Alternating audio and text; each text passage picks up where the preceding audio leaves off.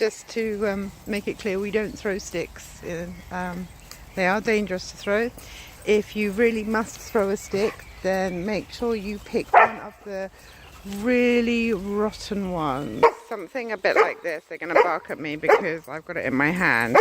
A stick like that. That is not going to splinter. These sticks that you see the dogs playing with now, these are sticks that they've chosen to pick up. And they will tease each other and they will make it into a game of chase. And it's chase me with the stick, it's not chase and fetch the stick. It's a completely different game. It's occasionally got a little bit of tug involved.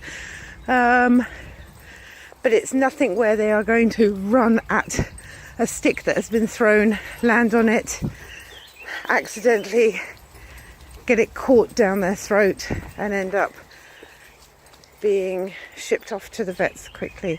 This is just dogs having natural dog fun.